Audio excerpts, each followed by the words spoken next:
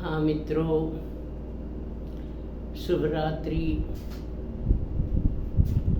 क्योंकि अब कुछ ही देर में आप सबके शयन का वक्त हो जाएगा। बस मैंने सोचा कि सोने से पहले एक और अच्छा काम कर लें, इसलिए शुभ रात्रि मैंने कहा। कल तो शायद मैंने कोई वीडियो नहीं अपलोड किया, समय का अभाव हो गया, लेकिन परसों मैंने एक वीडियो अपलोड किया जिसका शीर्षक था शादी में देरी और निदान। उसमें मैंने एक बात बताया था कि अगर जन्म कुंडली के यानी कि जन्म पत्री के सप्तम हाउस में 7वें खाने में, जिसे दाम्पत्य का खाना या दाम्पत्य का घर कहा जाता है, दाम्पत्य का भाव कहा जाता है, सप्तम हाउस, चाहे उसमें कोई भी राशि बैठी हो, सप्तम हाउस कुंडली का बीचों बीच और निचला घर होता है। इसके दाएं बाएं भी एक एक घर होते हैं। ये बिल्कुल बीच में केंद्र के चारों घरों में से एक है जो सबसे नीचे होता है। इसमें मैंने कहा था कि अगर सप्तम हाउस में पाप ग्रह विराजित हैं, जैसे शनिदेव, राहु, मंगल, केतु इत्यादि, तो वैवाहिक संबंध स्थापित करने में विलंब होने लग जाता है। जिसमें शनि देव अगर विराजित हैं या दृष्टि डाल रहे हैं तो यह विलंब बहुत अधिक हो जाता है। निराश होने लग जाते हैं पेरेंट्स, गार्जियन, माता पिता, लड़का हो या लड़की हो। सप्तम हाउस में शनि देव यदि विराजित हैं या उन पर दृष्टि डाल रहे हैं तो विवाह में अति विलंब होगा, बहुत परेशानी आएगी। और कई बार तो ये देखा जाता है कि लड़का हो या लड़की, यदि शनिदेव शत्रु राशि में है, नवांश में भी बली नहीं है, तो फिर विवाह कई बार ये भी देखा जाता है कि नहीं भी होता है, अविवाहित रहना पड़ जाता है। खैर, कोई भी पाप ग्रह हो सकते हैं, शनिदेव ना सही, कोई भी पाप ग्रह हो सकते हैं, वहाँ वो विलंब के कारण बन जाते हैं। अब सवाल है कि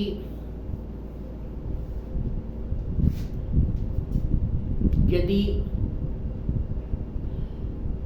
बहुत से लोग ये देखते हैं कि नवांश कुंडली भी सप्तम हाउस या सप्तमेश नवांश में बली नहीं है, चंद्र कुंडली से देखा जाए वहाँ भी सप्तम हाउस में यदि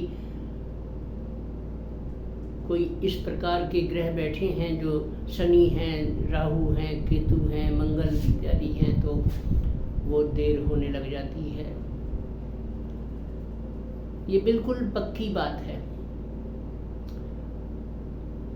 अन्यथा हम लोग कैसे बता पाते किसी कुंडली को देखकर, उस व्यक्ति के बारे में न जानते हैं ना उन्हें पहचानते हैं, बस रैंडमली कोई क्वेश्चन आया, प्रश्न आया, किसी की कुंडली पर विश्लेषण करना है और वहाँ हमें अगर लग्न कुंडली में सप्तम हाउस पाप प्रभावित दिख गया तो हम लोग कह देते हैं कि भाई विवाह और दाम्पत्य में कुछ मुश्किलें दिख रही हैं, बड़ा एडजस्टमेंट करना पड़ेगा। यदि विवाह हो भी गया तो बहुत कुछ सहना भी पड़ेगा और ईश्वर से हमेशा जुड़े रहना होगा, ईश्वर से हमेशा अपना संबंध जो है वो बना के रहना होगा। कहीं उनकी कृपा से, भगवत कृपा से भी कई बार अरिष्ट टल जाते हैं उस जन्म के अच्छे कर्म करने से। बस ये एक संभावना है कि उस ग्रह से संबंधित दान करने से, उनके मंत्र का जाप करने से, उन्हें समझने पहचानने से कि आखिर ये क्या इशारा दे रहे हैं ये ग्रह, सप्तम में दृष्टि डालकर या सप्तम में बैठकर उसको समझना पड़ता है और उसके बाद उसका निदान करना पड़ता है। तब कहीं जाकर संभावना बनती है कि शायद विवाह सफल रहे, शायद कोई भी हो। ज्योतिष विद्या बहुत विचित्र एक विज्ञान है। खैर, तो इसी में आज मैं उस कड़ी में थोड़ा और आगे बढ़ाकर मैंने कुछ उपाय बताया था कि चने की दाल को एक दिन पहले बुधवार को भिगो दें, बृहस्पतिवार को उसे स्नान आदि से निवृत्त होकर किसी गाय को, बछड़े को खिला दें, दान कर दें, या चने की दाल दान कर दें, या शिवालय में जाकर शिव भगवान को उनके मंदिर जाकर चने की दाल को अर्पण करें। पंचोपचार, षोडशोपचार शिव भगवान का पूजन करने के बाद, जलाभिषेक आदि करने के बाद आप वो चने की दाल भगवान शिव को या वहाँ के पुजारी जी को दान कर सकते हैं। बृहस्पतिवार की व्रत कथा को पढ़कर बृहस्पतिवार के दिन व्रत रखने का भी विधान है। एक समय अन्न का आहार जिसमें नमक ना हो और पीले वस्त्र पहनकर भगवान विष्णु की कल्पनाओं में रहें, उनका अनुष्ठान कर रहे हैं, धार्मिक भाव में रहें, भगवान विष्णु का स्मरण चिंतन करते रहें और व्रत रखें। केले के वृक्ष में उनकी कल्पना करके जनेऊ या कोई पीली मोली का धागा बांधें, जैसे कि उन्हें वस्त्र पहना रहे हैं, अथवा पीला वस्त्र भी उन्हें उस कदली वृक्ष में, पौधे में, केले के पेड़ में, पौधे में पीला वस्त्र लपेट सकते हैं, जैसे धोती पहना रहे हैं आप भगवान विष्णु को, बृहस्पति देव को। ये सब उपाय उस दिन तो बता चुका हूँ, वो तो बस एक थोड़ा सा पुनः थोड़ा बता दिया जिससे आपको स्मृति में आ जाए। विवाह सफल है, मधुरता से भरा है तो आनंद है, और विवाह में अगर प्रेम का अभाव हो जाए, कटुता बढ़ जाए, तो वो आनंद फिर विवाह का, दाम्पत्य का सुख प्रभावित होने लग जाता है। अब सवाल है कि इन सब विधियों के अलावा और क्या करें। मैंने ये शायद ये भी बताया था कि स्नान के पानी में बर्तन, टब, बाल्टी जो भी कोई हो, बृहस्पतिवार है तो उस दिन पानी में पिसी हुई थोड़ी सी हल्दी डालकर उससे स्नान किया करें। लेकिन एक और भी बात है जो मैं बताता हूँ आपको, बहुत काम की बात है, और भी मैंने अपने पहले के वीडियोस में बताए हैं। बहुत सारी मुश्किलों का अगर आपके इर्द गिर्द घेरा है, बहुत सारे संघर्ष पैदा हो चुके हैं, बहुत सी मुश्किलें चल रही हैं जीवन में, आपके स्ट्रगल्स हैं, या आपके परिवार में संतान का इंतजार हो रहा है और संतान प्राप्त नहीं हुई, जबकि विवाह हुए बहुत वर्ष बीत गए, कई साल बीत गए, लेकिन संतान के लिए अभी भी इंतजार चल रहा है। गर्भ या तो ठहरता नहीं, अथवा ठहर कर खंडित हो जाता है, गर्भ नष्ट हो जाता है, प्री मैच्योर बालक उत्पन्न हो जाता है, और बहुत सारा मिसकैरेजमेंट के कोई ना कोई कारण पैदा हो जाते हैं। डॉक्टर लोग कहते हैं ये हो गया, वो हो गया, चाहे वो कुछ भी बहाना हो, लेकिन ये पहले ही सब पता चल जाता है। जन्म पत्री का पंचम हाउस जो संतान और शिक्षा का हाउस है, उस पंचम हाउस में भी यदि पाप ग्रह बैठे हैं, शनि, राहु, केतु, या तो गर्भधारण ही नहीं होता स्त्रियों का, अथवा मिसकैरेजेस होते हैं, अथवा बहुत विलंब होता है, अथवा बालक होकर फिर जीवित नहीं रहता, अथवा बालक यदि जीवित भी रह गया तो वो कष्ट देने वाला होगा, दुराचारी होगा, उसकी शिक्षा में रुकावटें आने लग जाएंगी। आपकी भी शिक्षा के दौरान कोई ना कोई पेपर ड्यू रह गया होगा। राहु केतु ऐसे कोई भी पाप ग्रह यदि दृष्टि डाल रहे हैं पंचम हाउस पर या वहाँ स्थित हैं तो निश्चित रूप से कोई इम्पोर्टेंट एग्ज़ाम में आपके मन मुताबिक मार्क्स अचीव नहीं होता, मार्क्स नहीं आते, नंबर नहीं मिलते, मेहनत चाहे बेशक आपने खूब करी हो। कन्फ्यूजन इल्यूजन में आपके आंसर में कोई करेक्ट के बजाय इनकरेक्ट गलत आंसर आप चूज कर लेते हैं, चुन लेते हैं। ABCD में से कोई एक गलत आंसर पर निशान टिक हो जाता है। माइनस नेगेटिव मार्किंग के कारण भी आपका नंबर प्रभावित हो जाता है। यदा कदा ये भी देखा जाता है कि आप बहुत सीरियसली अध्ययन नहीं कर रहे, पंचम हाउस बिगड़ा है, पाप ग्रह है, वहाँ पढ़ाई में मन नहीं लगता या शिक्षा उच्च स्तर की नहीं प्राप्त होती। साधारण शिक्षा हाई स्कूल तक पढ़ लिए या थोड़ा अंडर ग्रेजुएट हो गए या ग्रेजुएट भी हुए लेकिन फ्रूटफुल नहीं हुआ वो एजुकेशन। ऐसा होने लग जाता है जब पंचम हाउस बिगड़ा हुआ हो और उस व्यक्ति का एजुकेशन भी प्रभावित होता है और बड़े उम्र पर आफ्टर मैरिज शादी के बाद में उसको संतान के लिए बहुत प्रतीक्षा करनी पड़ जाती है या मिसकैरेजेस होते हैं या संतान गुणकारी नहीं होते, गुणवान नहीं होते या होकर जीवित नहीं रहते। संतान पक्ष और शिक्षा पक्ष से आप बहुत बुलंद नहीं होते यदि आपका पंचम हाउस बिगड़ा है या आपके परिचित में या कहीं रिलेशन में कहीं भी जानकारी में। ये बेसिक सब नियम हैं ज्योतिष विद्या में। शत्रु राशि में है अगर पाप ग्रह भी है, नीच का है तो या बृहस्पति नीच में है तो भी ये सब लक्षण, क्योंकि वो विद्या के कारक हैं, संतान के भी कारक हैं बृहस्पति देव। अब वो नीच के हो जाए, नवांश भी बिगड़ा हुआ हो, बृहस्पति का कमज़ोर हो वहाँ भी, तो इन सब परिस्थितियों में ये मुश्किलें देखने को मिलती हैं।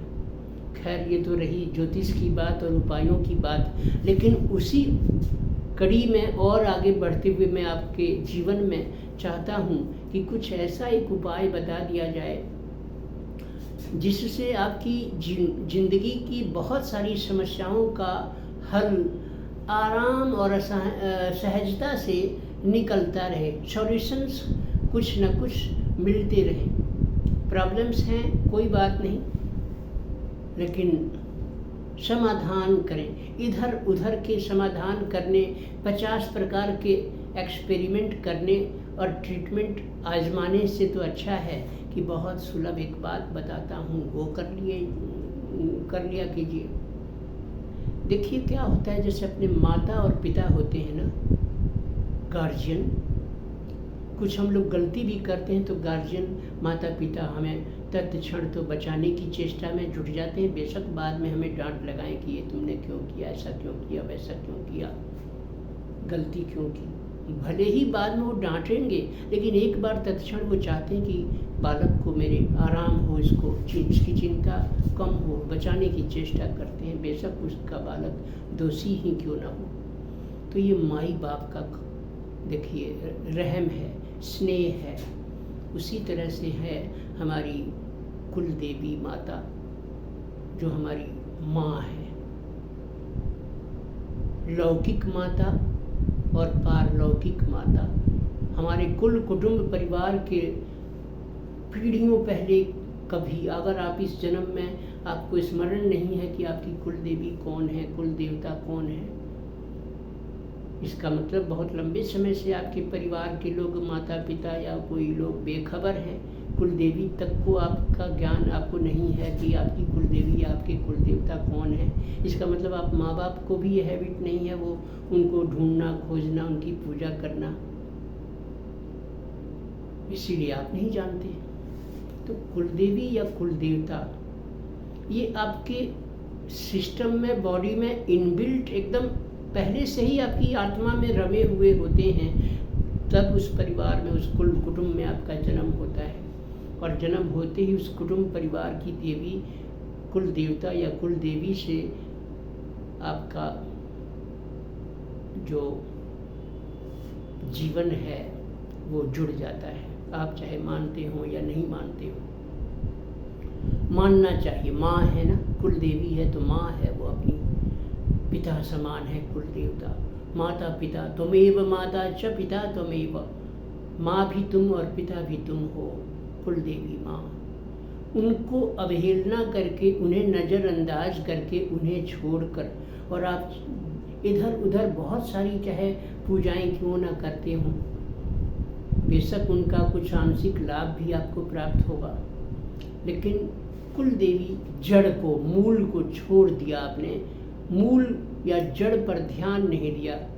कुटुंब, जहाँ से जेनरेशन आपका कुटुंब का प्रारंभ हुआ होगा, कई पीढ़ियों पहले आपके दादा परदादा, उनसे भी और पहले के फोर फादर्स, पेरेंट्स, उनकी सेवा पूजा अर्चना किया करते थे। बाद में अंतराल समय का जब बढ़ता गया तो लोगों ने समयांतर में उन्हें भुला दिया, बेखबर हो गए। फिर और आगे की पीढ़ियां आईं, वो भी बेखबर रहीं, और धीरे धीरे वो भूल गए कि वो कौन है हमारी कुल देवी और कौन है हमारे कुल देवता जी। इस बिछुड़न के कारण बहुत सी पूजाएं हम लोग करते हैं जीवन में, लेकिन बहुत सफल नहीं होते, और या हमारी मुराद शीघ्रता से पूरी नहीं होती। हमें दैव कृपा का अनुभव नहीं होता, क्योंकि अपने जड़ से हम लोग भूले पड़े हैं। अपने माता पिता को आप भुला दें या उनकी अवहेलना करें या उन्हें छोड़ दें, उनकी ओर ताकें नहीं, देखें नहीं, उनके निकट बैठे नहीं, उनकी बात की अवहेलना करें, और चाहे आप बेशक फिर मंदिर घूमा करें, मंदिर जाइए, खूब जाइए, अहित गलत। माँ को भुलाकर मंदिर घूमते रहो, पूजा करते रहो, फल नहीं मिलता, शीघ्रता से दोष लग जाता है, क्योंकि उनका ऋण आपके ऊपर चढ़ा हुआ है। जन्म दिया, उन्होंने गर्भ में रखा, पालन पोषण किया। जन्म होते ही तो आप अक्ल के धनी तो नहीं थे ना, डिपेंड हुए, अपनी माँ का दूध पिया, उनसे सेवाएं ली और उनका स्नेह, और उतने बड़े उपकार को भूल गए। और अब आप मंदिर जाके खूब पाठ पूजा करते हो, कामना पूरी नहीं होती, संकट मिटते नहीं, और बहुत परेशानियों का दौर चलता है। बहुत से लोगों को मैंने देखा है कि उनके घर में या तो रोग, बहुत खतरनाक रोग, बड़ी समस्याएं उनके जीवन में हैं, या संतान का कोई ना कोई विघ्न है, संतान बालक का इंतजार है, या विवाह नहीं हो रहा, अथवा उनके साथ विपन्नता है। संपन्नता होनी चाहिए आर्थिक रूप से, वहाँ विपन्नता है।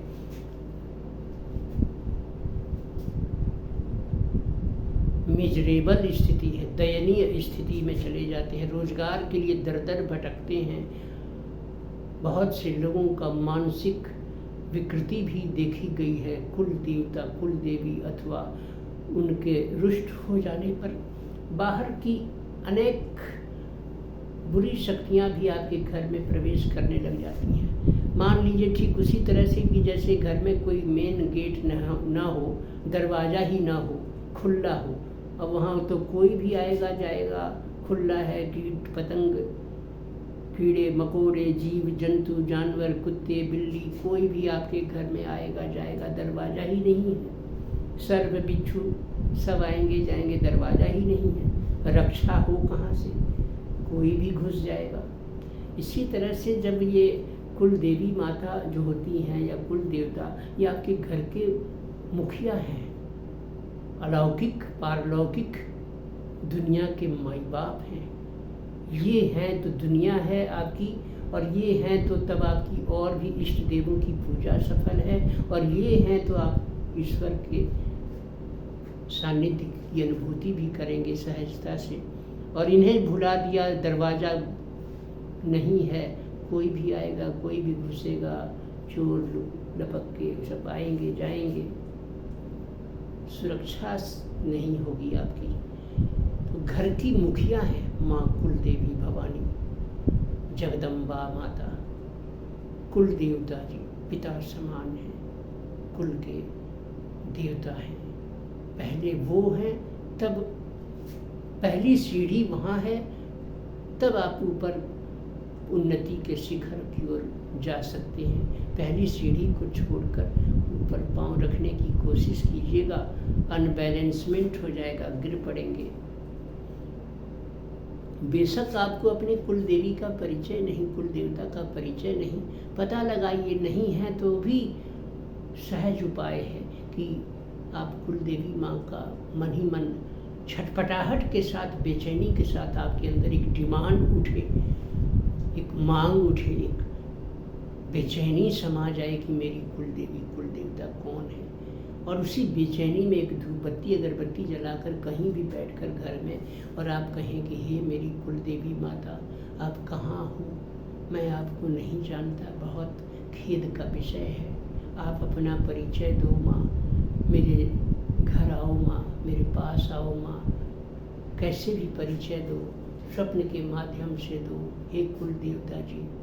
किसी किसी के कुल देवता होते हैं, किसी किसी की कुल देवी होती हैं, और किसी किसी की दोनों होते हैं, कुल देवी भी और कुल देवता भी। उन्हें प्रेम पूर्वक आग्रह करें और उनके नाम पर कुछ जल, अक्षत, प्रसाद, पुष्प, धूप, दीप ये सब अर्पण करें, रोज़ रोज़ करने लगें। सुबह उठें तो उनका नाम उच्चारण करके हे माँ कुल देवी माई, माता पिता का भी चरण वंदन करें जिन्होंने आपको जन्म दिया।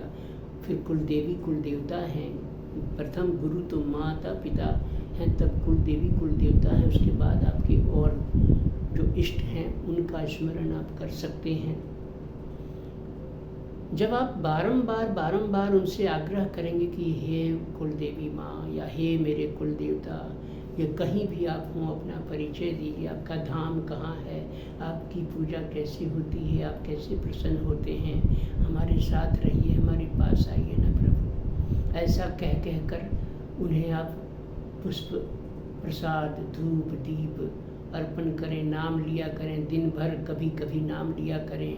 कहीं बाहर से आए तो प्रणाम करें, हे कुल देवी माता, हे कुल देवता प्रणाम। जाएं घर से बाहर तो कहकर जाएं, हे कुल देवी माता, हे कुल देवता जी। वो यदि प्रसन्न हैं तो समझिए कि आपके घर की रखवाली हो रही है, वो अम्मा है, वो है एकदम आपकी माँ है। वो आपके घर के मुख्य दरवाजे पर जैसे बुजुर्ग लोग बैठते हैं और उनके कारण कोई अंदर जल्दी नहीं घुसता, उसी तरह से वो कुल की रक्षक हैं। आपके कुल परिवार, कुटुंब परिवार, फैमिली के मेंबर्स पर बहुत कृपालु हो जाएंगी और आपके जीवन में कभी कोई कष्ट आना भी होगा तो उसे वो टाल देंगी। किसी का नज़र, किसी की कोई किसी का टोक लगना, नज़र होना, ग्रह बाधा, वास्तु दोष, वह सब कुछ को वो संभालती हैं।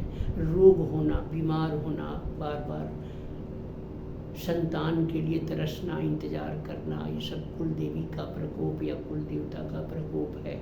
जब आप बार बार उनसे जुड़े रहेंगे तो आपको आश्चर्य होगा। मेरी बात आप मान लीजिए, 100% आपको ये अनुभव हो जाएगा, चाहे वो 11 दिन के अंदर हो जाए या 21 दिन के अंदर हो जाए या 31 दिन के अंदर हो जाए, 41 दिन के अंदर हो जाए या फिर 108 दिन के अंदर हो जाए। अधिकतम आपको अगर भक्ति जाग गई है और बेचैनी के साथ आप माँ को जैसे ढूंढते हैं, मम्मी कहाँ हो, मम्मी मैं बाज़ार जा रहा हूँ, मम्मी मैं ड्यूटी जा रहा हूँ, मम्मी मैं स्कूल जा रहा हूँ, इसी तरह से अगर आप बेचैनी से कहें, हे कुल देवी माँ, मैं ड्यूटी जा रहा हूँ, मैं स्कूल जा रहा हूँ, मैं वहाँ जा रहा हूँ, यहाँ जा रहा हूँ। सुबह उठें तो उनका नाम लेकर उठें, शाम को सोएं तो नाम लेकर सोएं, दिन में भी कभी कभी याद करें। जब भी स्मरण की तरंग तैर जाए दिमाग पर, प्रेम से, भाव से भरकर उनका नाम ले लें। उन्हें आपने बेशक नहीं देखा, एक प्रकाश पुंज की तरह यहाँ या यहाँ ध्यान करके नाम ले लें। आप कुछ ही दिन में हैबिचुअल हो जाएंगे और आपकी आदत में माँ कुल देवी रम जाएंगी, कुल देवता जी रम जाएंगे। और आप भोग प्रसाद देते रहिए। पर्व त्यौहार कोई आए उस दिन भी दीजिए भोग प्रसाद।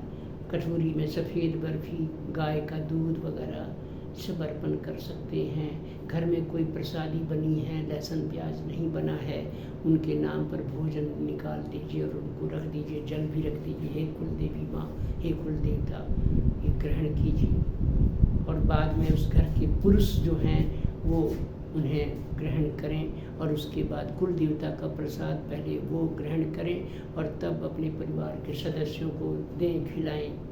इस प्रकार करने से आश्चर्य होगा, जादू जैसा प्रभाव होगा, चमत्कारी असर होगा। इधर उधर कहीं नहीं भटकना पड़ेगा। आप देखेंगे कि संतान की चिर प्रतीक्षित लंबा इंतजार जो चल रहा था उसी में कोई खुशी का समाचार आ गया। कोई स्त्री आपके परिवार की महिला, बहू, बेटी कोई गर्भवती हो गई और उसे संतान, बालक उत्पन्न हो गया।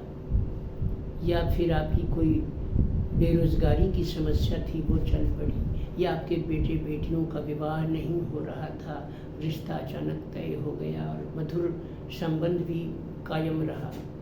कोई मकान नहीं बन रहा था, भूमि खरीदना चाहते थे, नहीं खरीद पा रहे थे, तो आपको वो सारी समस्याएं लगेगा कि तुरंत मेरी सारी इच्छाएं पूरी होने लग गई। लेकिन ये आपको आदत में लाना होगा, तन्मयता भाव होना चाहिए दिल में। और आप जब इस प्रकार से करेंगे और तब आप चाहे दुर्गा माता की पूजा करें, राम जी की करें, रामायण पढ़ें, हनुमान जी के मंदिर जाएं, चाहे आप कुछ भी करें, लेकिन अपनी मुख्य माँ कुल देवी माँ, कुल देवता जी कल्याण कारक है। जैसे कुल की, परिवार की, फैमिली की रक्षा वो करते हैं, इसी प्रकार समाज में जब आप निकलते हैं तो आपकी नगर देवी, नगर चौराहे वाली माँ, नगर मोहल्ले की रक्षा करने की का दायित्व माँ शीतला पर है। शीतला भवानी जगदम्बा माता, जिन्हें मीठा और ठंडा भोग पसंद है।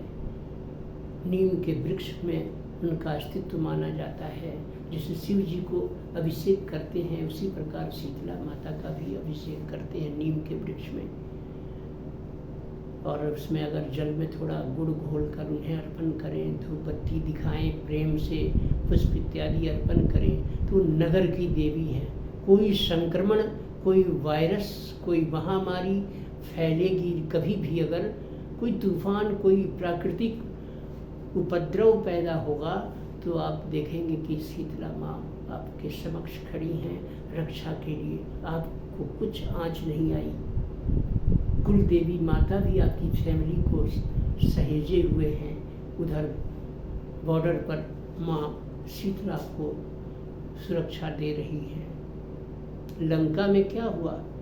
पूरी लंका जलकर नष्ट हो गई, लेकिन जो राम राम कहा करते थे विभीषण जी, उन्हें खरोंच तक नहीं आई, उनका घर भी सुरक्षित रहा और वो राम जी के कृपा में रहे, हनुमान जी के कृपा में रहे। विभीषण जी उसी कुटुंब के थे ना, रावण जी के। लेकिन नाम का असर देखिए, कुछ सोते उठते कभी भी राम राम कहा करते थे। तुलसी उनके घर के पास थी तो तुलसी का पौधा। धार्मिक भाव में एकदम डूबे हुए थे, धर्म भाव से सिंचित उनकी आत्मा थी, एकदम रमे हुए थे, इसलिए सुरक्षा मिली। सब नष्ट हुआ लेकिन वो बचे, उनका परिवार बचा। चमत्कार सामने है, इतिहास गवाह है, मैं नहीं कह रहा, इतिहास गवाह है। बहुत वीडियो मेरी लंबी लंबी हो जाती है, मेरे परिवार के सदस्य कहते हैं कितनी लंबी वीडियो मत बनाया करो, कोई नहीं सुनता होगा, लेकिन क्या करूं, भाव में विभोर होकर बोलता चला जाता हूं। कोई बात नहीं, क्षमा कीजिएगा। मेरी वीडियो ये पसंद आए तो इसे लाइक कर दीजिएगा और अभी एक सब्सक्राइब कर दीजिएगा। अगर सब्सक्राइब नहीं किया है तो फिर हम मिलते हैं आपसे कल शनिवार, ऑफिस की छुट्टी रहेगी, कल मिलेंगे आपसे। धन्यवाद।